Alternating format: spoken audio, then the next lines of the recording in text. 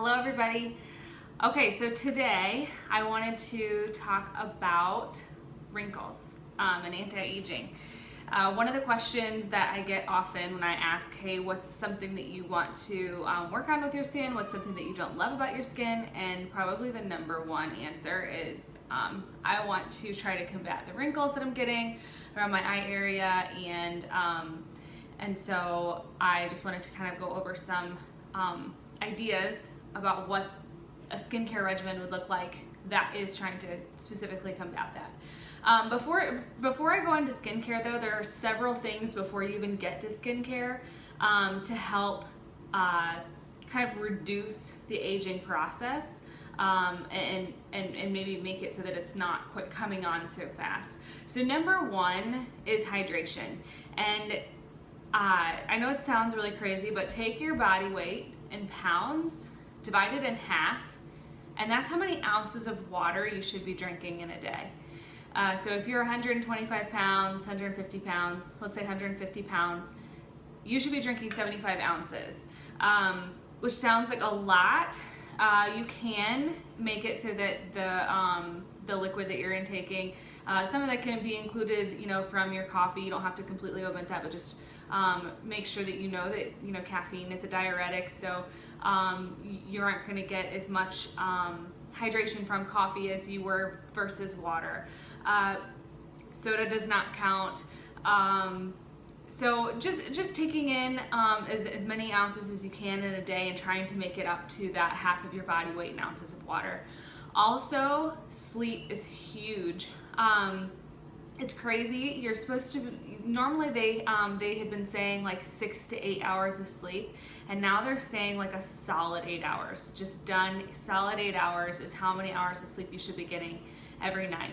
And the reason why is because the reason why sleep is so important in combating the aging process is because your body is producing HGH, human growth hormone, as you sleep. And as you get older, you stop producing as much HGH.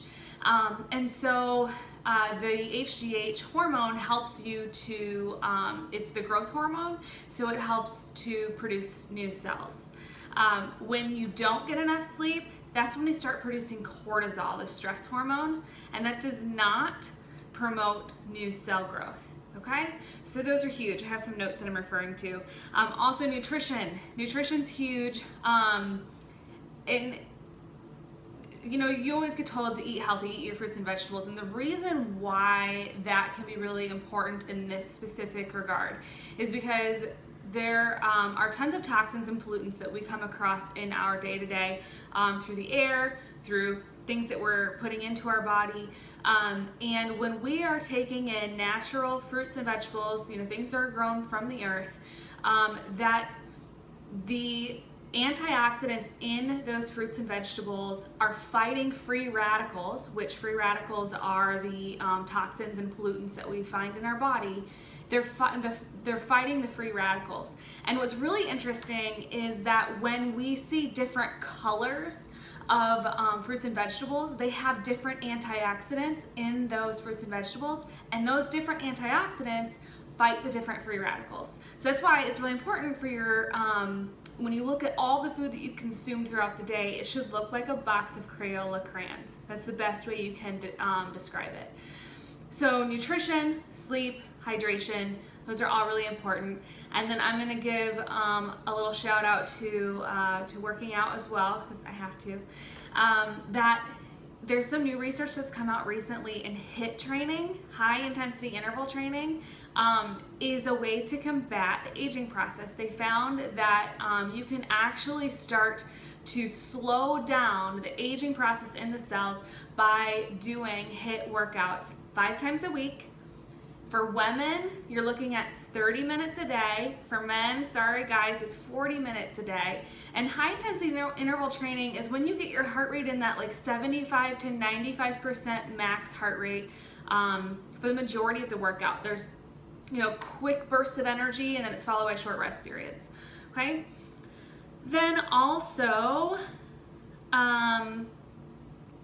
you want to make sure that you have, lastly, the good skincare routine, okay? So your skincare routine, you always want to be cleansing morning and night. You want to be prepping your skin, so that's toning with the toning pads. That helps to make it so that your pH in your skin is brought back to a normal level so that you can hold the moisture. And then you want to be moisturizing. And probably the two biggest products that I recommend, because our rejuvenating line is all for combating aging and wrinkles. But just keep in mind that if you don't want to go full gamut and you don't want to just completely convert over to the rejuvenating line, because it could be pretty pricey if you're doing it all at one time, but these two items are ones that I'd specifically recommend getting right away. The first one is the rejuvenating eye cream.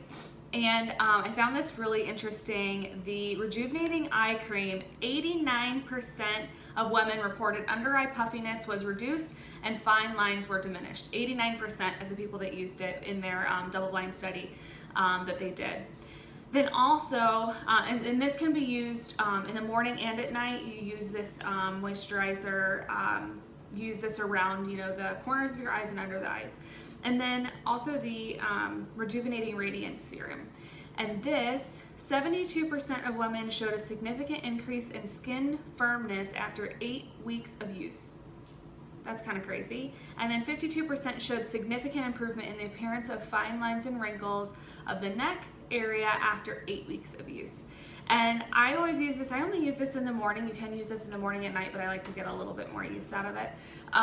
And so you use 1 squirt of this right under your moisturizer, and it helps to kind of fill in the lines and wrinkles, and it gives you a really good base for before you put on your makeup, okay?